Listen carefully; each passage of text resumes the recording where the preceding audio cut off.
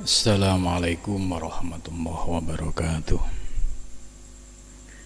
Ila khadratin Nabil Mustafa Rasulillah sallallahu alaihi wasallam wa ala ikhwanihi minal anbiya wal mursalin wal awliya wa syuhada wa sholihin wal malaikatil muqarrabin, khususan musannaf handal kitab Syekh Abdul Qadir Al-Jailani wa khususan man ajazani handal kitab Syekh Fadil Al-Jailani wa khususan masyayikh wa khususan asyatidihim wa khususan laumul fatihah.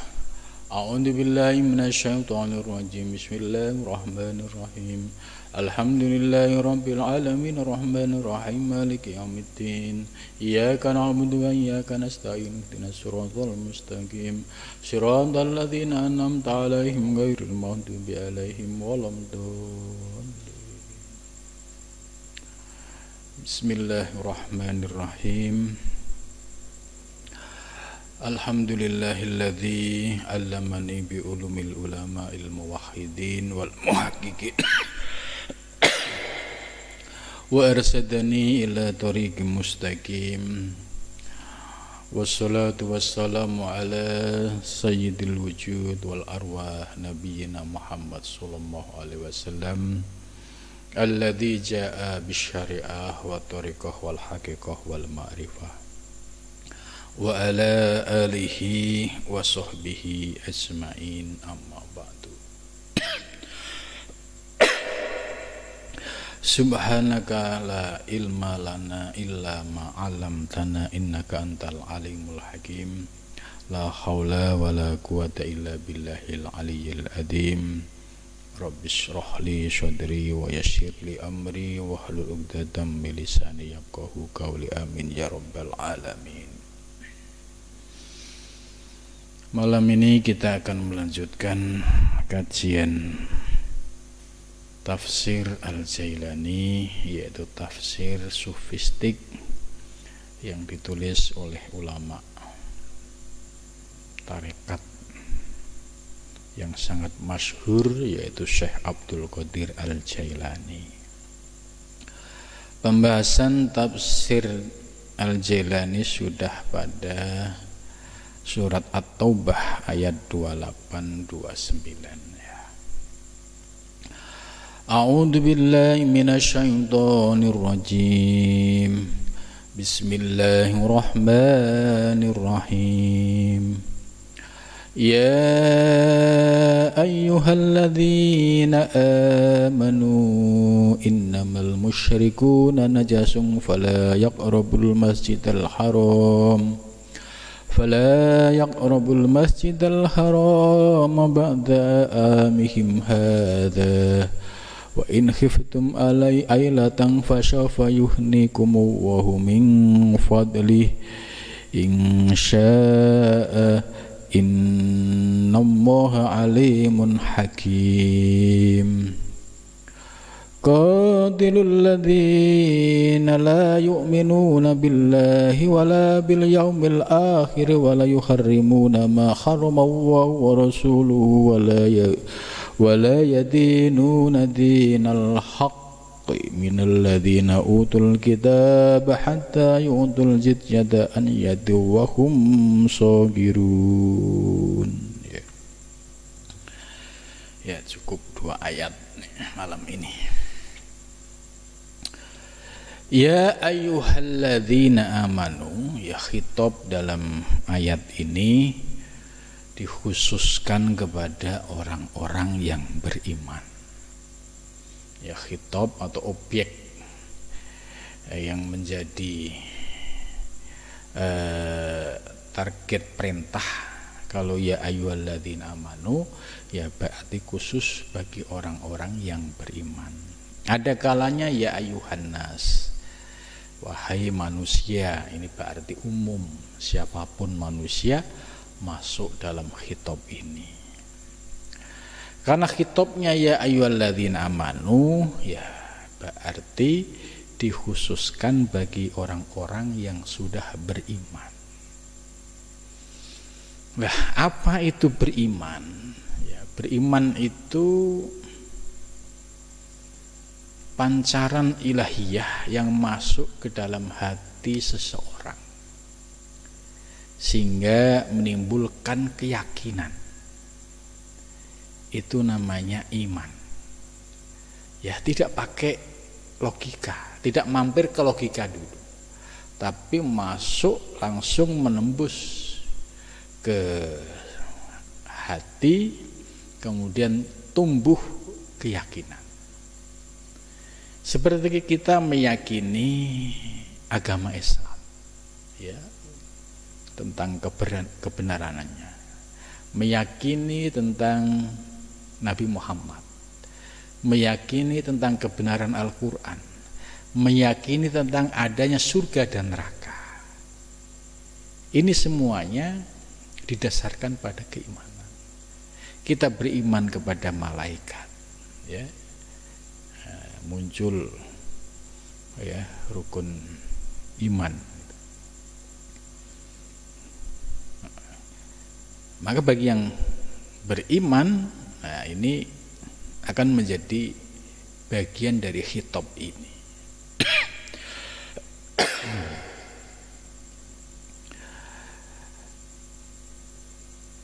Innamal musyrikuna, ya, sesungguhnya orang-orang yang musyrik. Jadi al-musyrikuna itu orang-orang yang menyekutukan Allah. Ya, dari fi'il mandi mengikuti wazan af'ala, asyraka yusyriku. Isim fa'ilnya musyrikun, ya, musyrikun ini isim fa'il dari fi'il mandi asyraka yusyriku, af'ala yuf'il.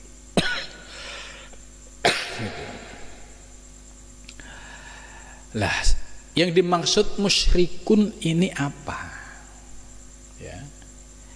Kalau secara umum musyrikun adalah orang-orang yang menyekutukan Allah.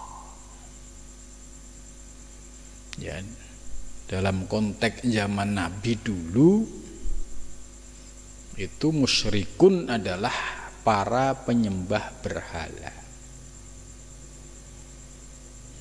Ya, ini yang disebut sebagai agama paganisme, yaitu orang-orang yang menyembah berhala. Ka'bah pada zaman itu, ya, itu dipenuhi dengan berbagai macam berhala. Ada yang menyebut 380, ada yang menyebut 480 berhala, ya. Itu memenuhi, kalau sekarang itu ya pelataran tempat orang-orang pada tawaf itu. Ya, ada yang di luar, ada yang di dalam. Maka orang-orang yang menyembah berhala ini disebut musyrik orangnya. Ya, orangnya disebut musyrik. Karena apa? Karena telah menjadikan sesuatu selain Allah sebagai sesembahan. Nah, orang-orang musyrik ini disebut adalah orang-orang yang dalam kesesatan, fiddolal. Nah, maka dengan hadirnya agama Islam, ya, dengan hadirnya Nabi Muhammad SAW yang memiliki ya misi untuk mengajak umat supaya mentauhidkan Allah, mengesahkan Allah, maka Nabi besar Muhammad SAW ya menghadapi sebuah tantangan yang luar biasa. Ya, ini namanya revolusi akidah, dari paganisme menjadi tauhid. ya, monoteisme, menyembah satu Tuhan. Ya, bagi masyarakat Arab tentu ada yang tersinggung, ada yang keberatan dengan ajaran Nabi Muhammad yang mengajarkan ketauhidan. Maka wajar kalau reaksi orang-orang kafir Quraisy terhadap ajaran yang dibawa oleh Nabi Muhammad itu, mereka ya melakukan ya intimidasi, persekusi, penindasan, ancaman, pembunuhan, kekerasan fisik. Itu semua dirasakan oleh Nabi Muhammad dan para pengikutnya. Ini sebagai konsekuensi dari berjuang menegakkan kalimat tauhid ya di Mekah pada zaman itu. Maka dalam ayat ini, innamal musyrikuna, sesungguhnya orang-orang yang menyekutukan Allah, yaitu orang yang menyembah berhala, najasun, itu najis. Nah, ini harus kita pahami, najis apanya? Apakah najisnya seperti najis mughaladoh ya, air liurnya anjing itu. Nah, ini dalam penafsiran Syekh Abdul Qadir Al-Jailani, najasun ayyajibu ayyutahhira baitallahi minhum. Yang disebut najis ya, najis itu kotoran.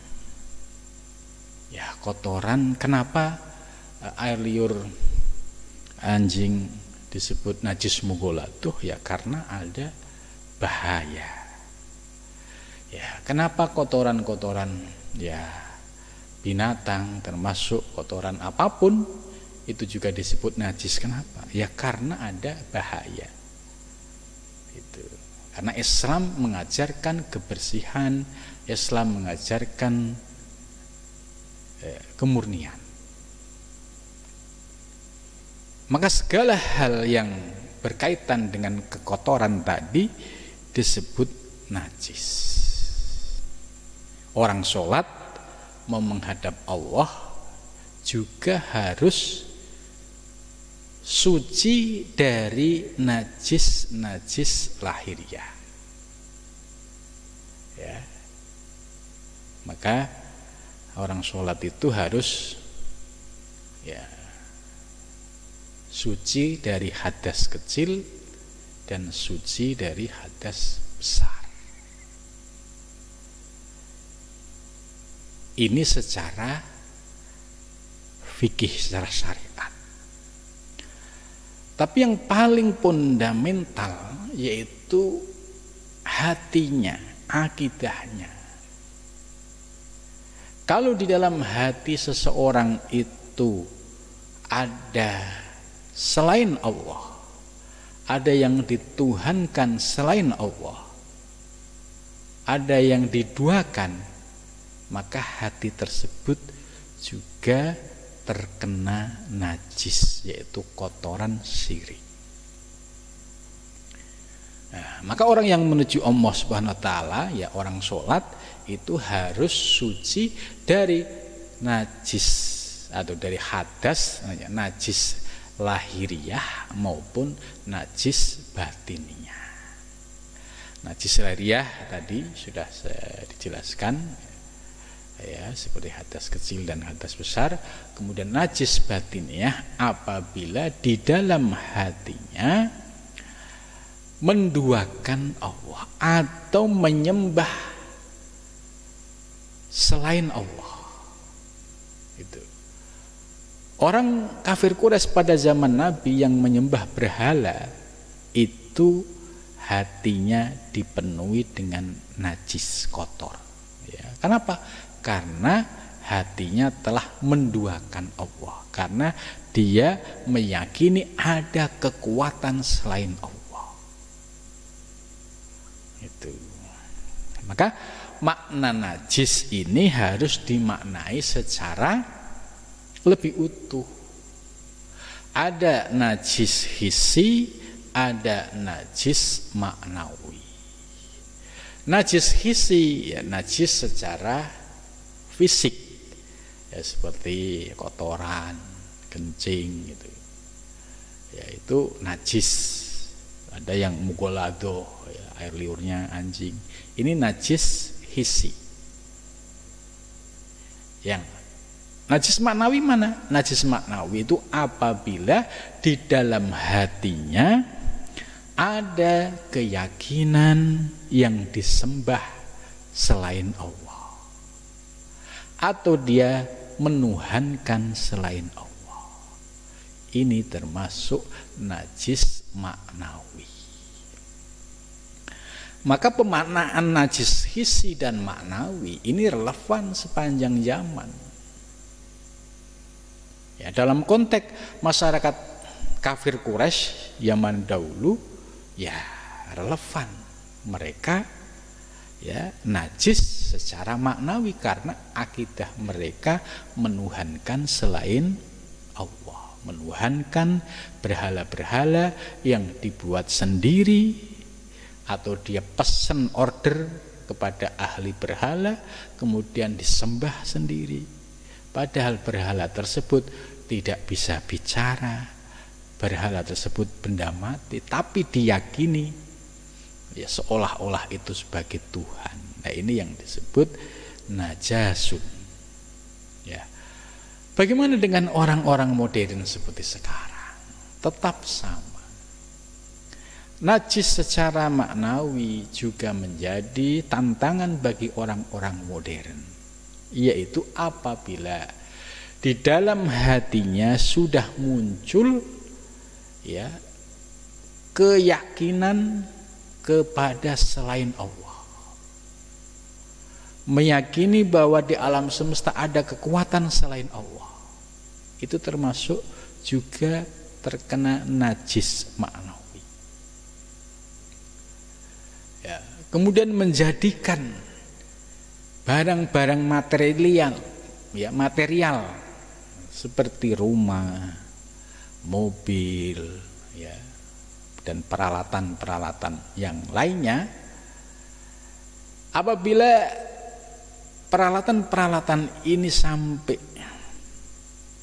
masuk ke dalam hati dan dijadikan sebagai Tuhan, ya, mengalahkan Allah, maka ini juga bisa terkena najis maknawi. Artinya hatinya sudah muncul kecintaan kepada selain Allah Subhanahu wa ta'ala. Gitu. Bahkan lebih dari itu ya, para sufi dalam menyucikan kotoran-kotoran batin itu sangat dahsyat. Contoh ya, ketika mereka beribadah kepada Allah, itu ya semata-mata karena ingin mendapatkan ridho Allah, bukan karena takut surga, bukan karena takut neraka, atau bukan karena ingin masuk surga. Kok bisa demikian? Karena iktikad bagi para sufi, surga adalah makhluk, neraka adalah makhluk. Bagaimana mungkin ya ibadah kita akan diterima oleh Allah sementara kita masih takut dengan makhluknya Allah? Nah, ini bagi para sufi yang kalangan khusus ya. Nah, tentu bagi kita ini menjadi inspirasi. Oh iya, kalau ibadah inna sholati wa nusuki wa mahyaya wa mamati lillah, ya berarti semua semata-mata milik Allah, semua semata-mata karena Allah. Itu. Para sufi ya di dalam perjalanan menuju Allah, salah satu tantangan yang paling menjadi PR utamanya yaitu membersihkan hati dari najis-najis maknawi, dari menuhankan makhluk, dari ta'aluk kepada makhluk, ya, dari niat yang orientasinya karena makhluk. Nah, ini PR yang dihadapi oleh para salik, para sufi dalam menuju Allah Subhanahu wa ta'ala. Sebab selama di dalam hatinya masih ada syirik, baik syirik khafi maupun syirik jali, ya, ini tentu akan menjadi hijab, dan tentunya ya tidak akan sampai mencapai kebersihan lahir maupun batin yang ada di dalam dirinya. Maka makna najis ini ya harus dipahami secara lebih utuh, bukan berarti mereka najis seperti najis mughaladhahnya anjing, tidak ya, tapi najis maknawi, yaitu akidahnya, hatinya sudah meyakini adanya kekuatan selain Allah. Maka Syekh Abdul Qadir Jailani menjelaskan terkait dengan ayat ini, yajibu, wajib. Apa yang wajib? Ayyutahhiro, untuk membersihkan. Kalau dibuat majhul, ayyutahharo, supaya dibersihkan apa? Baitullah, rumah Allah. Rumah Allah itu yang mana? Yaitu qalbul mukmin. Hati seorang mukmin itu adalah baitullah. Jadi bagi orang mukmin ya, di dalam beribadah hatinya harus bersih. Ya, harus tidak ada kesyirikan, tidak ada najis-najis maknawi, ya. Ya, hatinya harus benar-benar mentauhidkan Allah Subhanahu wa ta'ala. Ini yang harus ya dibersihkan. Selama hatinya belum dibersihkan, masih ada sesuatu selain Allah, maka selama itu dia masih syirik. Ya. Nah, hal ini bisa dipahami kenapa orang-orang bertarekat ya itu harus istiqomah zikir, mulai dari nafi isbat, ya la ilaha illallah, ya la ilaha illallah, ini ada gerakan-gerakannya, ya tidak sebatas la ilaha illallah, la ilaha illallah, ya ini zikir tahlil. Kalau zikir thariqah itu ada penekanannya, illallah itu dihentakkan ke hati. Kenapa hati? Karena tadi baitullah tadi itu harus dibersihkan dari virus-virus berhala. Ya, berhala ini kan ya secara maknawi kan kita nggak tahu. Ada kalanya orang menjadikan jabatannya sebagai berhala. Ada juga orang yang menjadikan harta bendanya sebagai berhala. Nah ini kalau sudah menuju Allah, ini harus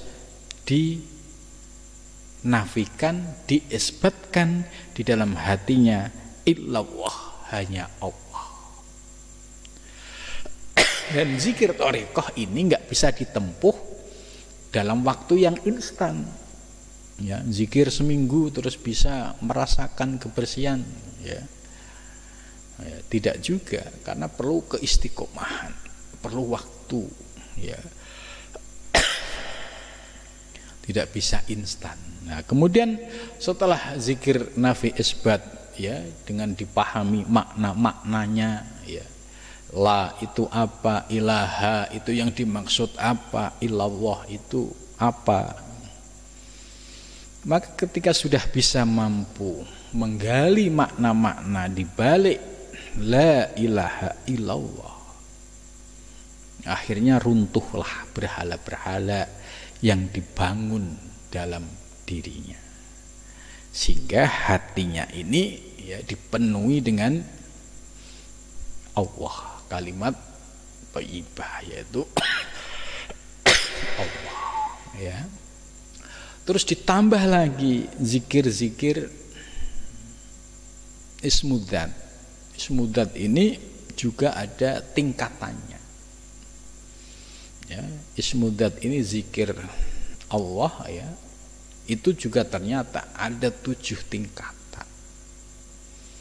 Maka perjalanan orang-orang ahli thariqah dalam menuju Allah ya, itu secara ilmu dan bekal ya, kalau dia memiliki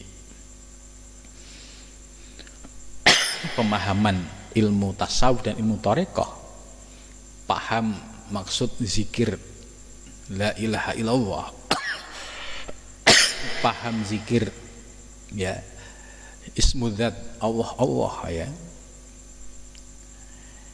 maka disitulah dia akan merasakan ya pengalaman-pengalaman batiniah, pengalaman-pengalaman, artinya mendapatkan ma'arif rububiyah ya, ilmu-ilmu ketuhanan, ilmu-ilmu yang sumbernya dari Allah Subhanahu wa taala. Itu ya. Metode menuju Allah atau metode untuk membersihkan hati dari segala najis ya, selama ini yang sudah teruji selama berabad-abad, yaitu ya metode thariqah. Itu benar-benar dibimbing, diajarkan ya untuk meruntuhkan ya ego, meruntuhkan Tuhan-Tuhan ya yang telah memenuhi ruang hatinya, sehingga kalau dia istiqomah ya pasti bisa merasakan kebersihan hatinya. Ma fi qalbi siwallah, tidak ada di dalam hatiku selain Allah. Itu jadi yang ada ya melihat alam semesta, melihat dirinya ya, semua selalu ingat Allah Subhanahu wa taala. Itu. Jadi akhirnya kita paham ya, kenapa sih orang ahli thariqah kok harus zikir istiqomah ya, karena penyakit batin najis maknawi ya, itu ya harus dilakukan sebuah upaya, yaitu dengan zikir yang istiqomah ya. Tanpa itu ya sulit untuk bisa mencapai kualitas kebersihan hatinya. Nah, jadi menarik ini penafsiran Syekh Abdul Qadir Jailani, bahwa yang disebut najis di sini bukan najis hissi, tapi najis maknawi, yaitu najis yang mengotori hati seseorang yang menuhankan selain Allah. Itulah yang disebut dengan najis maknawi. Ayat selanjutnya, fala yakhrobu ya, maka jangan mendekat ya mereka al masjidil haram, al masjid masjid al harama yang mulia, yaitu yang disebut Masjidil Haram, ba'da amihim hadza, ba'da amihim setelah tahun mereka, hadza ini. Jadi ayat ini memberikan penegasan ya, jangan sampai orang-orang kafir Quraisy tadi mendekat ke Masjidil Haram lagi setelah tahun ini, yaitu yang dimaksud aisanati hajjatil wada, setelah tahun haji wada. Ini berarti haji terakhir yang dilakukan oleh Nabi Muhammad SAW. karena setelah haji wada ya beberapa bulan kemudian Nabi gerah kemudian meninggal dunia itu ya. Ini jadi ayat ini memberikan penegasan, harus tegas sekarang orang-orang yang kafir Quraisy yang masih menyembah berhala nggak usah dilarang masuk Masjidil Haram, dan berhala-berhala yang ada di Masjidil Haram juga harus dibersihkan semua. Itu. Ini Nabi mengajarkan sikap tegas ya. Karena ini wilayah-wilayah tauhid ya, wilayah yang harus bersih dari segala bentuk kemusyrikan atau kesyirikan. Wa in khiftum, ya, ini ada penegasan lagi. Wa in khiftun, apabila kamu sekalian takut, ya, khawatir, ayyuhal mukminun, hei orang mukmin, apabila kamu khawatir, ya, sebab khawatir apa? Bisa babi ikhrajihim, sebab keluarnya mereka, waman ihim, dan larangan mereka, anil haram, dari Masjidil Haram. Ya, bagi orang-orang mukmin mesti khawatir nanti kalau mereka ditegasin nggak boleh ke Masjidil Haram, ya jangan-jangan mereka nanti melakukan perlawanan lagi, jangan-jangan lagi mereka balik melarang kita. Ya, nah, tapi kan kekuatan umat Islam ya setelah Fathul Makkah ini kan semakin bertambah setiap hari, sehingga kekuatan umat Islam di Mekah ini ya semakin kokoh.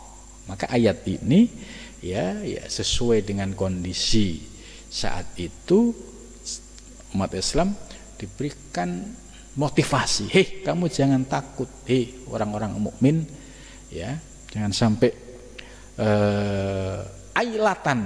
ailatan itu terjadi kefakiran.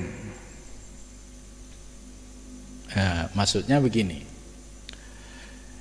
karena kekhawatiran kalau nanti orang-orang kafir Quraisy yang selama ini mereka juga ikut memanfaatkan ya Ka'bah dan Masjidil Haram, ya berarti di situ juga ada pemasukan untuk perdagangan dan lain sebagainya. Nah, ini, jangan sampai muncul setelah nanti ada larangan ini, khawatir dengan mereka tidak hadir itu menyebabkan ailatan, ya, menyebabkan kamu menjadi fakir karena mungkin dagangannya nggak laku gitu kan, wakilat zatin, dan sedikitnya bekal dan pekerjaan. Nah, ini ditegaskan, wa in kiftum, ya jika kamu takut ailatan, menjadi fakir, menjadi miskin, maka fasaufa yuhnikumullah, nggak usah takut, Allah akan membuat dirimu kaya, min fadlihi, dari anugerah Allah subhanahu wa ta'ala, ya anugerah Allah yang sangat luas, ya, dan rezeki Allah yang sangat melimpah. Ya. Nah, ayat ini berarti menunjukkan Al-Quran memberikan perintah supaya bersikap tegas, ya, nggak boleh campur aduk antara orang-orang kafir, orang-orang yang masih kafir, yang disebut masih musyrik, yang disebut najis, itu supaya mereka tidak bercampur baur lagi, ya, melakukan peribadatan di Masjidil Haram, baik ya saat melakukan tawaf maupun yang lainnya, supaya steril. Jadi Masjidil Haram, Ka'bah, ya hanya untuk orang-orang yang mengesahkan Allah subhanahu wa ta'ala. Kalian gak usah takut, khawatir dengan mereka tidak datang ke Masjidil Haram, ya kemudian daganganmu menjadi sepi, nggak usah takut.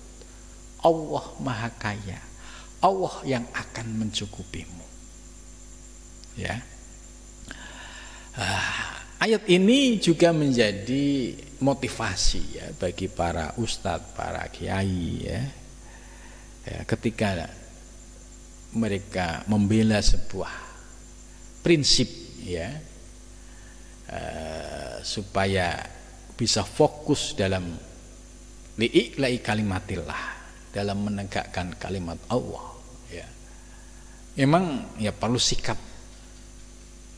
yang jelas. Ya, terkadang muncul keraguan, nanti kalau saya begini bagaimana? Maksudnya begini, ada situasi yang seorang ustadz itu harus memilih satu panggilan agama, ya, satu tantangan ekonomi. Ini yang sering membuat dilematis.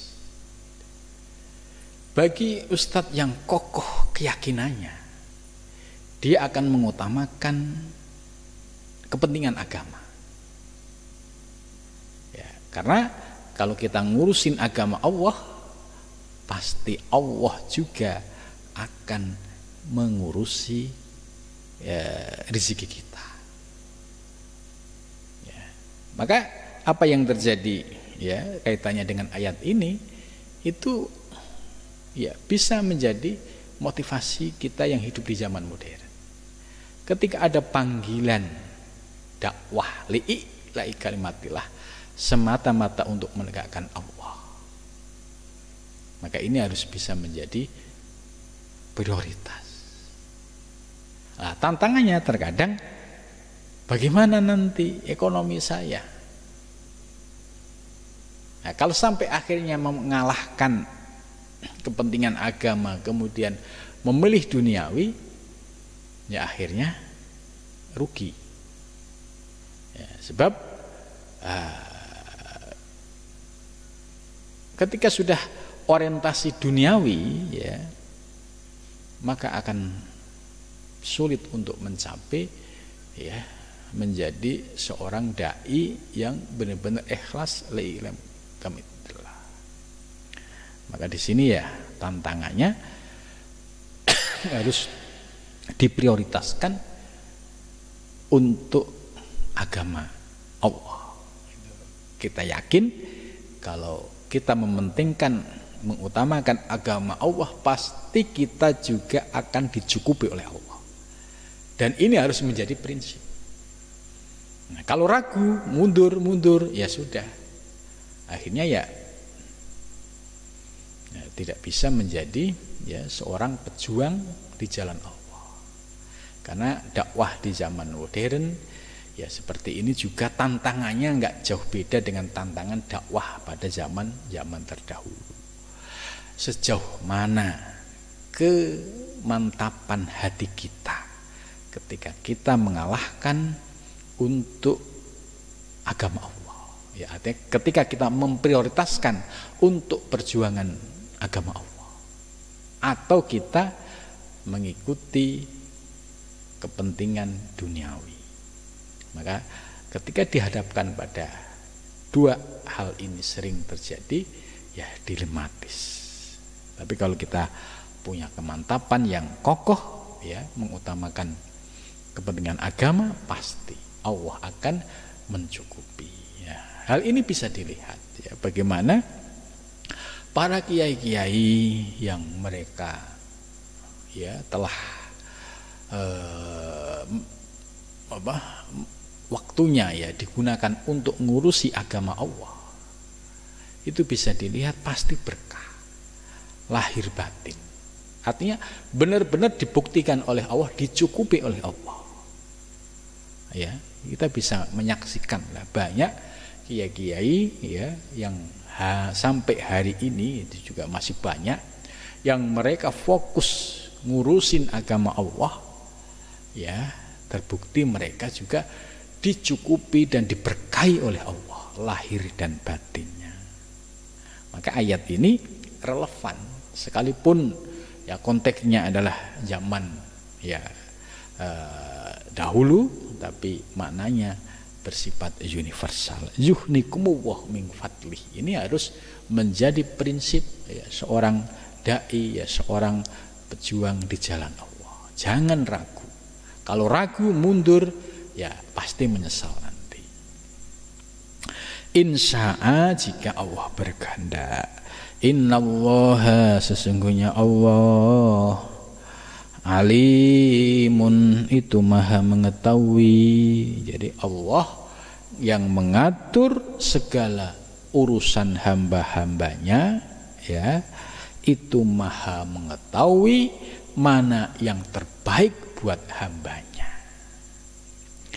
Hakimun, dan Allah maha bijaksana, yaitu bijaksana itu fi ityaniha indal hajat wa miqdariha. Itu maksudnya bijaksananya Allah, ya, itu ya sudah terukur, ya. Contoh misalkan ini ada seorang ustadz, ya, kalau memang kebutuhan dakwahnya ya cukup pakai roda 2, ya mungkin Allah memberikan fasilitas sarana yang pas, yaitu roda 2. Nah, ini benar-benar fi'id yaniha indal hajah. Allah memberikannya pada saat ada keperluan dan sesuai dengan ketetapan Allah. Gitu. Ya, tiba-tiba ada yang memberikan, menawarkan. Nah, ini di luar dugaan kita. Tapi suatu ketika nanti, ya, misalkan ada kebutuhan yang lebih besar dalam dakwah, ya, pasti Allah juga akan mencukupinya, menyesuaikannya. Gitu. Jadi inilah yang disebut hakimun. Jangan sampai, ya, Pak Ustadz ini ketika dakwah, ya, orientasinya jangan seperti orientasi, ya, seperti pengusaha gitu, ya. Harus ini gitu kan. Nah, kita mengalir, ya, dengan ketetapan Allah. Karena Allah sudah jelas alimun hakim, maha tahu dan maha mengetahui. Kalau Allah saat ini memberikan sarana ini, itulah yang terbaik menurut Allah. Kalau suatu saat Allah kemudian memberikan fasilitas ini, dan itulah yang terbaik menurut Allah. Jangan sampai muncul keinginan-keinginan yang berdasarkan hawa nafsu, kemudian akhirnya menjadi istidrat. Ya, misalkan ada seorang ustadz yang masih diberikan motor, terus dia berdoa, ya Allah, andai engkau beli mobil, ya Allah, saya akan lebih serius lagi dalam dakwah saya, ya Allah. Ya, mintanya sambil ngotot-ngotot gitu kan. Ternyata dikasih benar sama Allah, karena dia minta terus menerus, ya, seolah-olah nggak percaya kalau Allah itu maha alim, maha hakim, ya, diberikan oleh Allah, tapi dengan istidrat. Akhirnya apa? Karena dia mintanya dengan hawa nafsu, ya, dengan diberikan sarana yang istidrat tadi, bukannya dia semakin giat untuk dakwah, tapi malah jalan kemana-mana. Muridnya terabaikan, jamaahnya terabaikan. Nah, ini jangan sampai hal ini terjadi, ya. Jadi, ya, alimun hakim ini harus dipegang. Allah maha tahu, Allah maha bijaksana. Allah sudah mengukur, ya, fasilitas yang pas buat kita itu apa. Itu Allah sudah mengukur dan menetapkan itu. Maka kita tidak usah, ya, berlebih-lebihan atau orientasinya melihat ke atas. Melihat, oh, istana mewah-mewahan, kita harus mewah-mewahan. Tidak. Karena kalau itu dilakukan, maka orientasi dakwahnya nanti akan ikut bergeser, ikut berubah. Akhirnya apa? Dampaknya, ya, dampaknya ya dakwahnya sudah bukan lillahi ta'ala, ya, bukan karena Allah lagi, tapi sudah karena ingin meraih duniawi, ingin meraih sesuatu yang kecil, ya. Ini. Kemudian selanjutnya, qatilu alladzina la yu'minu billah. Nah, ini juga Al-Qur'an memberikan ya, perintah yang tegas. Qatilu, wahai orang-orang yang al-guzzah, ya, yang ahli perang untuk menjaga agama Allah, ya, qatilu itu berperanglah. Jadi qatilu ini jangan lantas dipahami membunuh, ya, karena dalam perang itu kan ada etikanya, ya. Kalau memang dia melawan ya boleh dibunuh, tapi kalau dia terus menyerah, ya kan, nah, itu ada hak-haknya gitu. Nah, maka qatilu di sini lebih tepat diartikan ya perangi, karena perangi ini harus lihat situasinya, tidak harus dibunuh semua. Ya, bunuh boleh kalau ketika mereka melawan dan membahayakan kita. Alladzina la yu'minun, perangilah mereka orang-orang yang tidak beriman billahi, kepada Allah, wala bil yaumil akhir, dan juga orang-orang yang tidak beriman dengan hari akhir. Ini wala yuharrimuna, dan mereka tidak mengharamkan ma sesuatu haramallah, yang telah mengharamkan siapa Allah wa rasuluhu, dan utusan Allah. Wala yadinuna, dan mereka tidak beragama dinal haqqi, ya, dengan agama yang hak, minal ladzina, yaitu dari orang-orang utul kitab, yaitu orang-orang yang mendapatkan kitab yang disebut ahli kitab, hatta yu'tu, sehingga mereka memberikan al-jizyata, yaitu pajak, an yadin, dari tangan mereka, wahum, dan bermula mereka shagiruna, itu mereka orang-orang yang kecil, orang-orang yang dalilun, hina gitu. Nah, ini ayat ini, ya, tadi sebagaimana dijelaskan bahwa qatilu itu tidak bermakna bunuh, ya, perang, ya. Kalau perang itu ada kalanya, tadi sudah dijelaskan, kalau dia melawan, membahayakan, itu boleh untuk dibunuh.